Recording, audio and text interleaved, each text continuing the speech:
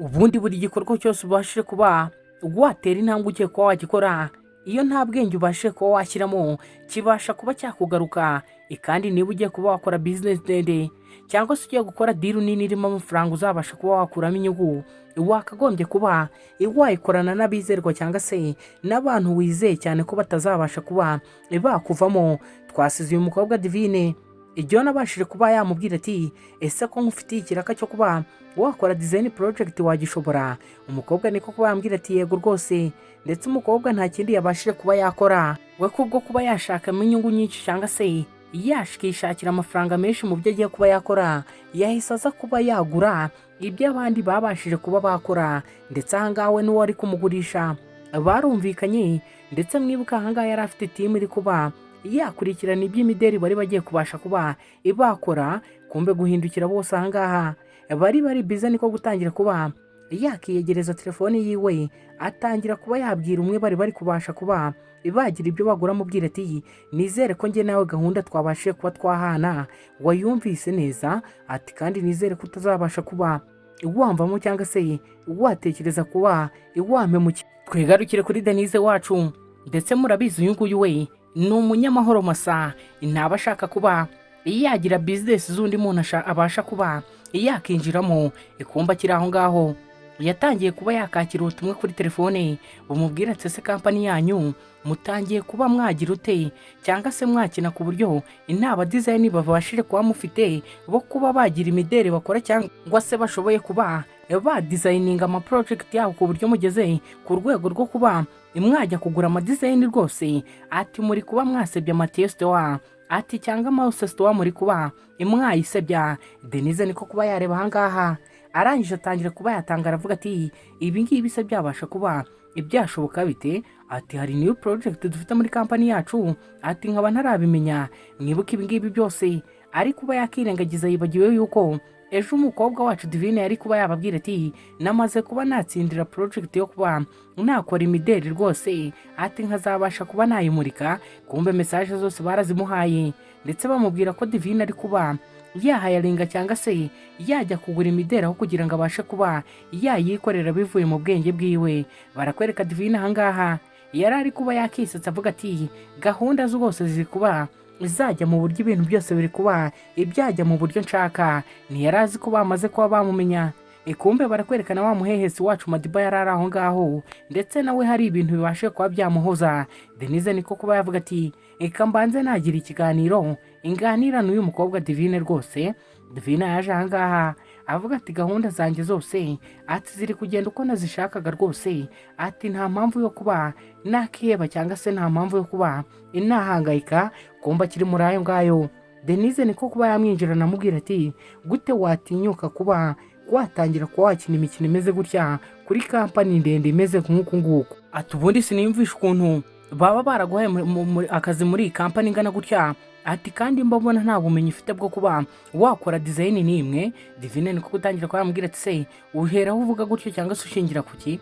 Denise niko kuba yamubwira ati nuko mbabona ibintu byawe byose byuzuyemo uburyarya, ati kandi nta kintu na kimwe ubasha kuba wakora ugishyizeho ubwenge cyangwa umutima. Ati ubundi ibyawe byose ni ukuba wajya kuba wagura. Umukobwa ahangaha niko kuba yamubwira ati njye ibyo ngibyo ntabwo biba bindeba, ati kandi njye nanga ubundi umuntu wivanga muri business zitamureba. Ati nk'ubwo nk'ibyo ngibyo byose uri kuba wabimbwira kugira ngo bibashe kuba ibyagenda gute. Denise niko kuba yamubwira ati ariko kubera iki ibintu byose uba wabigize amabanga cyangwa se uba uri kugaragaza nk'aho ukora mu ibanga. Divine niko kuba yamubwira ati nuko njye ndi umukobwa uzi ubwenge kandi nkaba nta kintu cyo guhomba bafite. Ati se uragira ngo ngembe nzajye mbe nkawe uba ufite umugabo umuhagarariye cyangwa se umushyigikira no mu mafuti. Nize niko kwamaza ati se ati uko nguko niko ubitekereza cyangwa niko mfata. Divine niko kwambwira ati nese wagiraga ngo mufate mu buryo utabasha kuba wanyiyerekamo. Denise ati kagira inkuru rero. Kumbe bakiri aho ngaho bari kuganira, umwe mu bakobwa baba muri timu y'uyu mukobwa ndetse ishinzwe kuba ya designinga yaje amubwira ati rwose ati ibintu byawe byagiye ahagaragara mabuja, ati ugombe kuba waza ukajya kuba wasobanura. Ati bari kuvuga kuba twarakoze blueprint ya design aho ngo twabashije kuba twajya kuba twayigura. Divine niko kuba yavuga ati ngo iki, ati sibyo ngibyo kandi ati byatangiye ryari. Umukobwa niko kuba yamukuru amubwira ati director rero aragushaka, ati ngwino ubashe kuba wakitaba, niko kuba yamukurura amuzana, ndetse amuzana ahangaha kwa Madiba wa muhungu wacu wigirira cyane, niko kuba yatangira kuba yakubita dokima aho hasi amubwira ati sinatekerezaga ko nawe burya waba ufite ubwenge bumeze gutya. Umukobwa niko utangira kuba yamuhamagara, ndetse amubwira ati director, ati kubera iki mumpamagaye ahangaha. Denise niko kuba yambwira ati uyu mukobwa rwose agomba kuba yahanwa n'ibyaha byo cyangwa se yagaragaza ko ibyo akora bivamo ubushobozi bwe. Umusore Madiba nta kindi yahise amubwira, yamubwiye ko agomba kuba yakirukanwa muri kampani kubera kubwo kugerageza gucisha cyangwa se no gushyira igisebo kuri kampani. Divine yatangiye kuba yavuga ati ariko ibi ngibi ngiye ntabwo ndi kubasha kuba inabyumva, kuko ni ngewe wabashije kuba nakikorera blueprint design. Kumbe bakiri aho ngaho hari undi mukobwa wabashije kuba yakinjira amubwira ati se nta soni ugira, turatinyuka kuba wabeshya ndetse ugakomeza kuba wahagarara ku kinyoma cyawe. Turabizi ko iriya blueprint ya design wabashije kuba wakora ari wowe wayikoreye utabashije kuba wayigura. Divine atangira kuba yabura hakwirwa, ndetse n'isoni zitangira kuba zamwica. Mbibutse neza natwe twabashije kuba twabyibonera ubwo umusore yamaraga kuba yamuha kontra, ndetse yavuze ko agomba kuba yayikora akagira amafaranga asaguramo asanga miliyoni 2, ndetse yaragiye abasha kuba yagira zimwe aguramo, ndetse umusore nawe yabashije kuba yaziguramo. Mwibuke neza yamubwiye ko bumvikanye. Ahangaha Denise n'uwo mukobwa batangiye kuba bambwira ati wemere icyaha n'ubundi nta kiri buze kuba waba, ati cyangwa se nta kintu turi buze kuba twagushinja. Kumbe bigaragare ko Divine ibyo byari byamaze kuba byajya hanze, ndetse intagariro yari afite cyangwa se nakongera kuba yakisobanura. Ndetse Divine yakomeje ababwira ko imipangu bari kuba bapanga yo kuba bamushyira hasi itari buze kuba yabakundira, kuko atari buze kuba yabyemera ibyo wari kuba bamubeshyira. Kumva bakiri aho ngaho yatangiye kuba wa mukobwa yagaragaza amubwira ati se nayo amafaranga urahakana ko atari wowe wabashe kuba yayohereza atavuye kuri konti yawe. Madiba niko kuba yambwira ati ese ibintu uri gukomeza kuba wahakana ubundi ufite ibimenyetso byabyo? Buriya hari igihe utsimbarara ku cyaha uri kuvuga ngo reka nange guseba, ariko burya kuseba ukagaragaza ukuri nta kintu biba bitwaye. Divine ahangaha yakomeje guhakana yivuye inyuma. Denise niko kuba yambwira ati niba ibyo uri gutekereza ko atari byo cyangwa se niba ushaka kuba wagaragaza ukuri, ati zamura telefone yawe ufungure app yawe wakoresheje wohereza amafaranga turebe ko nta transaction yahabereye. Kumbe bakiri muri ayo ngayo wa musore wacu nawe John, ndetse bari kuba babinoza muri iyi minsi babikurikirana, yahise yinjira ariko yavuga ati gute watinyuka kuba wakora ibi ngibi, turi kubona ukuntu wabashije kuba wansebye muri aba bantu. Divine niko kuba yambwira ati wowe se kandi kuje nk'iyagatera, ati habaye iki, ati ngewe urinda umbwira ngo nagusebeje, ati ari ikintu nabashije kuba nakora, ati aba bakobwa mu by'ukuri ati sinzi icyo banshaka ko bari kuba bandwanya. Denise niko kuba yambwira ati se ndi kuba kuri kuvuga turi kukurwanya, hanyuma ngewe n'uyu mukobwa hari ahantu twahuriye cyangwa se twabashije kuba twabiganiraho. John niko kuba yakumva ahangaha yakitegereza neza, atangira kuba yatekereza ati uyu mukobwa nintabasha kuba namuha igihano kimukwiriye, ati twese baraza kuba batwirukana muri iyi kampani tugende turi kumwe. Niko kuba yahindukira arangije aramubwira ati Divine, atuzi n'ikindi kibashe gukurikirwa, atugiye kuba wakirukanwa muri kampani kubera kugerageza kutayihesha ishema cyangwa se kuba wakurikira inyungu nyinshi ukabasha kuba wakora ibidakwiye, bigiye kuba byakuviramo ingaruka zo kuba wakirukanwa. Divine yatangiye kuba yavuga ati ese ibyo ngibyo birashoboka? Ikumbe wa mukobwa wari waje ahangaha nawe yatangiye kuba yamushinja amubwira ko ibi byose bidakwiye kuba byaba imirimo igaragara muri iyi kampani, ati ko bitari bikwiye rwose, ati ubundi gute umuntu nk'uyu nguyu mwaba mumufite muri kampani. John yatangiye kuba yavuga ati ese mwebwe namwe mbagarukeho, ati kubera iki muri gukomeza kuvuga gutyo?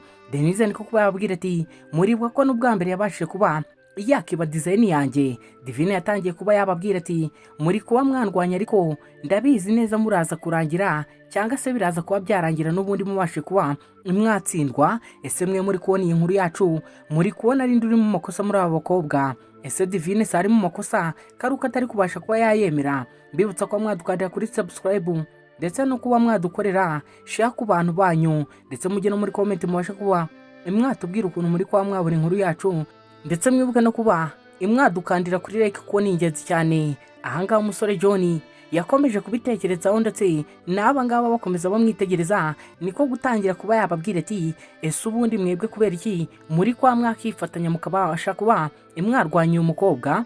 Divine niko kuba yatangira kubabwira ati ni nk'ibyo rwose, ati bambariza impamvu bose bari kuba basenyera umugozi umwe bagashaka kuba bandwanya. Denise niko kuba yambwira ati igabanya amagambo aho ngaho, wowe icyo ushoboye ni ukuba wakiba design z'abandi, ati kandi ibi ngibi ndakeka biri buze kuba ibyarangira uyu munsi. Divine niko kuba yaceceka. Denise kumbe nayo yari yarakaye, Yona amubwira ati so kandi ati ni ibihe bintu wabuze ku by'amadesign cyangwa se byerekeye kuri design ni icyo biziho, ati usibye kuba wazangaha ugatangira kuba wasinze abantu amakosa. Denise niko kuba yamubwira ati nubundi nawe ngeze nawe tugikorana, ati ubundi gute uri kuba warengera umukobwa kandi uzi neza ko ari mu makosa, ati binjwa wizeye ko uri buze kuba wahangana n'ingaruka ukaza kuba wazitsinda. John niko kuba yamubwira ati gabanya amagambo we, ati wishaka kuba warwanya umugore wanjye, ati ryo ni ishyari ndabizi, ati ryo ni ishyari abantu mwese mutunzwe n'amashyari. Divine niko kuba yamubwira ati niba namwe mufite ibimenyetso bigaragaza ko nabashije kuba naviyora amategeko y'abadizayina ndetse nkaba najya kuba nagura dizayina, ati mubigaragaze, ati mubigaragaze rwose, murabizi uhagarikiye n'ingabo agomba kuba yavoma.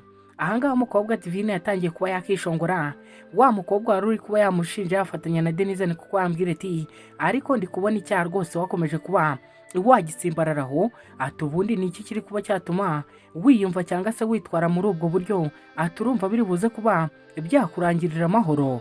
Divine niko kuba yababwira ati njye ibyo ngibyo muri kwa mwana avuga kugeza aka kanya njye simbyitayeho, ati icyo ndi kuba nareba ati ni inyungu za Mathieu Store cyangwa se za Mose Store, ati rero mwebwe ati ibyo bindi byanyu ngiye rwose ati simbyitayeho habe na gatoya, ati se njye murumva ubundi nabasha kuba nabitaho kandi mutari abayobozi. Ikumbe bakiri kuganira ibyo ngibyo bakivuga amagambo menshi, wa musore wacu Mose niko kuba yakinjira aho ngabo abaza ati se ko numva mwigabije kampani mwayikwirakwije umwuka mubi aha ngaha biri kugenda bite? Se bahise baceceka ibatangira kuba bakitana ba mwana, ndetse Divine aha ngaha niko gutangira kuba yavuga ati hari abantu banyihaye aha ngaha rwose. Denise niko kuba yavuga ati ese nawe uri aha ngaha, ati twari turi mu kibazo cyo kuba twakora ku muntu wabashije kuba yahabwa ikiraka akajya kugura dizayini, ati sinarinzi kuri buze aha ngaha rwose. Kumbe ka gakobwa katangiye kuba kamwitegereza karavuga ati uyu musore rwose ni bogari ni mwiza, ati ndetse yiteye na parufe ziri kuba zahumura. Ndetse aha ngaha Mose yatangiye kuba yababwira ati se n'ikibazo ikiri kuba cyajya mbere aha ngaha. Divine yatangiye kuba yavuga ati aba bakobwa ubona aha ngaha ndetse n'abagore banyihaye rwose ndetse bari gushaka kuba banyambura amahirwe yo kuba inakora design yanjye ngo nyirangize, ndetse bari kuba banshinja ibintu biterekeranye rwose. Mose niko kuba yavuga ati bari kugushinja ibintu biterekeranye? Divine ati yego rwose, ati ngiye muri iki gitondo ati numvishe bose babashije kuba banyiha, ati ngo nagiye kuba nagura design handi cyangwa se naguze second hand design cyangwa se design zakoreshejwe, ati kandi genda bizi neza ndanabihamya ko design ziri aha ngaha cyangwa se wansabye kuba nakora, ati njye nabashije kuba nazikora n'ibiganza byanjye, ati se njye urumva naza kuba nabeshya kampani yose? Mose murabizi agira amagambo makeya, yagumye cecetse aha ngaha atangira kuba yakumva umukobwa ndetse akomeza kuba yambwira ati ese ibyo bari kuba bagushinja nibyo? Niko kuba yahamagara John aramubaza ati se John wowe, ati ko naherutse nk'uwa projet, ati byarangiye gute? John niko kuba avuga ati projet yego warayimpaye boss, ati ariko nanjye nahise nshaka umukozi nyiha, nari nizeye ko agomba kuba yayikora ndetse akaba yayikavaringa neza kupanga ku musozo wayo. Niko gutangira kuba yatanga amakuru ati ariko niba habaje kuba habamo ikibazo, ati ndabinginze muze kuba imwabyihanganira, ati kandi nanjye ntago ndi buze kuba nakihanganira amakosa ari guterwa n'aba bagore, ati tuza kuba twabikurikirana neza tugasanga bano bagore barimo mu kirego cyo kuba bashingiye umukobwa kuba yagura second hand design, ati kandi atari byo nabo baraza kuba ibahanwa nicyo gihano mbasabiye. John nawe mu mwumva aha ngaha Mose niko kuba yamubaza ati se niba wibuka neza amafaranga naguhaye kuba wakoresha projet yarangahe? Kumbe bakibaza ibyo bibazo ndetse bakivuga ibyo ngibyo, niko kuba wa musore wacu yazana wa mukiriya cyangwa se wa musore babashije kuba bagura ibintu ndetse n'uyu mukobwa Divine uri aha ngaha. Divine yatangiye kuba yakisha umusore niko kenjira avuga ati sano uwo nguwo, ati nyakubahwa n'uwo nguwo. Divine niko gutangira kuba avuga ati witangira kuba wantunga ibitoki, ati se ngewe nawe hari ahantu tuziranye, ati ngewe nawe ati tuziranye he? Bigaragare ko akajyoni kari kagiye kuba kashoboka, ndetse John nawe ahangaha yatangiye kuba yareba nk'urujanga, ndetse umugabo akomeza amubwira ati ibyo wakoze bigiye kuba ibyakugaruka ahangaha, ati rero watekerezaga ko biriya bintu wakoze njye nabasha kuba binabyihanganira, ati nkimara kumenya ko iyi kampani uri kugurira second hand design ari Mateo store cyangwa se Mose store, ati ntago nayo kubasha kuba inakureka kuzanira mideli yakoreshejwemo ahangaha. Ubwo Mose nawe yari ari kubyumva, ndetse umugabo akomeza avuga ati ese ari amafaranga ubundi wampaye, ati wumvaga yagura ziriya second hand, ati yari makeya cyane. Denise ati bravo, ati suri kubyiyumvira se, ati ndatekereza ukuri noneho kubashije kuba ikwajya ahagaragara, ati siniyumvisha uburyo ki noneho uri bubasha kuba wavuga ngo bari kukubeshyera. Divine ahangaha yakomeje ahakana avuga ati ngewe uyu mugabo simuzi, ati ni nabwo bwa mbere duhuye, ati ubundi uruwa hehe, ati kubera iki muri kuba mwese mwangambanira, ati igihe cyanjye nicyo cyageze nkabasha kuba intarabimenya. Divine wahangaha yari akomeje kuba yatsembarara avuga ati ngewe rwose ntago ari ngewe nabashije kuba inakora ibi ngibi. Amose niko kuba yamubwira ati kubera akavuyo n'akajagari muri gukomeza guteza kampani yacu, ati ndakeka ngomba kuba inafata umwanzuro wa kigabo cyangwa se nafata umwanzuro uhamye, ati kandi umwanzuro ndi buze kuba nafata, ati ntuze kuba wagira ikintu ubasha kuba wakugiraho ingaruka cyangwa se waguhinduraho, kuko ni wowe uri kubyitera. Ati guhera aka kanya wowe n'uwo musore John, ati murirukanwe mwahangaha muri kampani, ati ntago muzongera kuba mwakora muri Mateo store. Umukobwa yahise apfukama atangira kuba yasaba imbabazi avuga ati mungirire ikigongwe, ati nimumbabarire rwose amakosa yabaye, ati ntago nzongera kubasha kuba inayagwamo, ati mumbabarire rwose, ati nimuce inkoni zamba.